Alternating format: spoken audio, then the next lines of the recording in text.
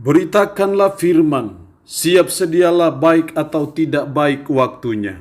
Shalom, puji Tuhan, oleh kemurahan Tuhan memungkinkan kita bisa berjumpa lagi dalam renungan harian di hari ini. Saya percaya mendengar firman itu sesuatu yang sangat penting dan harus diprioritaskan dalam hidup kita, karena olehnya kita bisa bertumbuh dalam kerohanian kita. Mengawalinya, mari kita berdoa. Kami bersyukur kepadamu ya Allah di hari ini karena Engkau berikan kami waktu dan kesempatan kembali untuk kami akan merenungkan, mendengarkan sebagian dari firman-Mu. Roh yang kudus, tolonglah kami. Urapilah dan berkatilah kami dengan kebenaran firman-Mu di hari ini. Dalam nama Tuhan kami Yesus Kristus kami berdoa. Amin. Nats firman Allah yang menjadi renungan kita bersama di hari ini, saya ambil dari Injil Markus pasal 8 ayat 31 sampai dengan ayatnya yang ke-38. Secara khusus saya akan baca ayatnya yang ke-34. Firman-Nya berkata demikian. Lalu Yesus memanggil orang banyak dan murid-muridnya dan berkata kepada mereka, "Setiap orang yang mau mengikut aku, ia harus menyangkal dirinya, memikul salibnya dan mengikut aku." Demikian sabda firman-Nya hari ini yang mengajar dan menasihati kita resiko mengikut Yesus. Ada resiko yang harus kita tanggung kalau kita mau jadi pengikut Yesus. Ada harga yang harus kita bayar kalau kita mau mengikut Yesus. Dan ini yang Yesus sendiri sampaikan kepada murid-muridnya, termasuk kepada saudara dan saya. Apa resiko mengikut Yesus? Apa syarat mengikut Yesus? Setidaknya ada 3 yang dituntut dari saudara dan saya. Dalam ayat 34 tadi, lalu Yesus memanggil orang banyak dan murid-muridnya dan berkata kepada mereka, "Setiap orang yang mau mengikut aku, ia harus menyangkal dirinya." Ia harus. Kata harus artinya bahwa tidak bisa tidak. Ada risiko yang harus kita tanggung kalau kita mau mengikut Yesus, yaitu yang pertama harus menyangkal diri.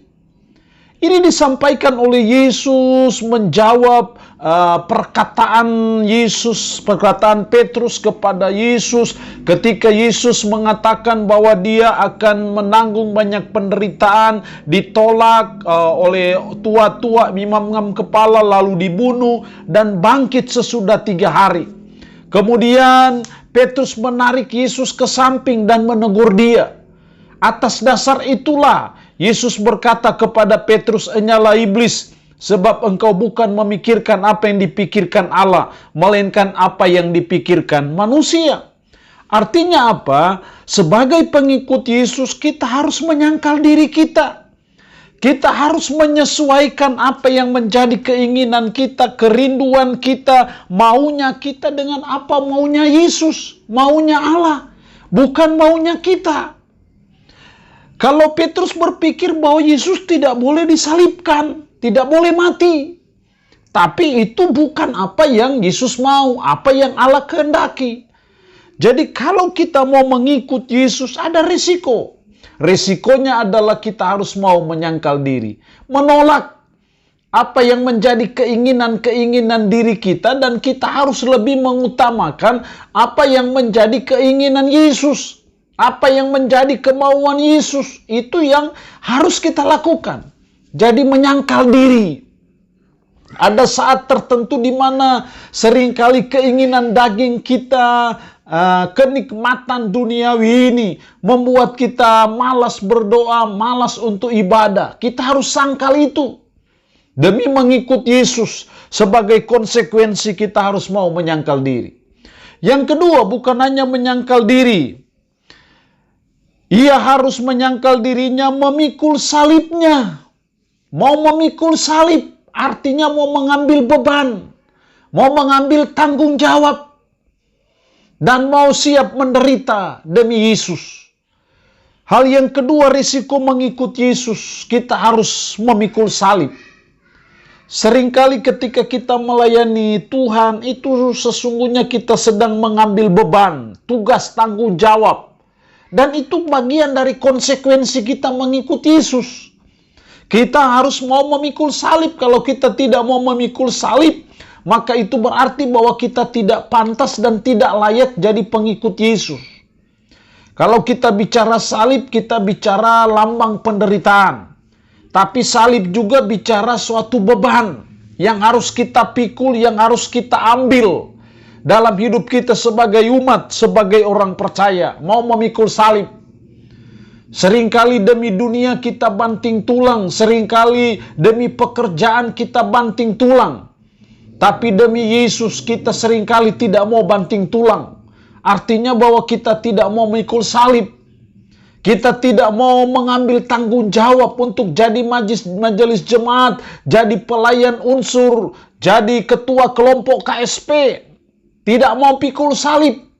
Karena kita ingin pada kenikmatan-kenikmatan, kesenangan-kesenangan.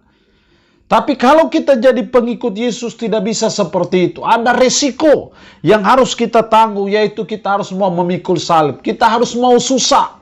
Kita harus mau menderita. Demi Injil, demi kerajaan Allah, demi Yesus Kristus, demi gereja Yesus Kristus. Kita harus mau memikul salib. Itu resiko mengikuti Yesus. Yang ketiga, resiko tapi juga sebagai syarat mengikut Yesus. Ia harus menyangkal dirinya, memikul salibnya, dan mengikut aku. Mengikut Kristus, opisomu, Kristus di depan dan kita di belakang. Artinya mengikut Yesus bahwa kita harus ikut apa maunya Yesus dalam hidup kita. Mengikut Yesus artinya bahwa kita harus mengikuti apa kehendak Yesus dalam hidup kita sebagai umat, sebagai orang percaya. Kalau Kristus sebagai guru, kita jadi muridnya, ya kita harus belajar dari guru kita. Belajar mencontohi dan meneladani Yesus Kristus yang adalah guru tapi juga Tuhan dan penyelamat kita. Jadi risiko yang ketiga dalam mengikut Yesus adalah kita harus ikut apa maunya Yesus. Apa kehendak Yesus bagi kita, itu yang harus kita ikuti. Jangan sampai kehendak Yesus kita harus melayani dan kita tidak melayani. Kehendak Yesus kita harus melayani secara full time dan kita tidak melayani secara full time. Jadi mengikut Yesus ada resiko yang harus kita tanggung. Dan saya percaya ketika kita mau menanggung semua resiko dalam mengikut Yesus, maka upah besar menanti kita sebagai umat, sebagai orang percaya. Allah yang punya firman ini memberkati kita dengan firman-Nya di hari ini. Amin. Mari kita berdoa. Kami bersyukur untuk kebenaran firman-Mu hari ini yang mengajar dan menasihati kami akan resiko mengikut Yesus.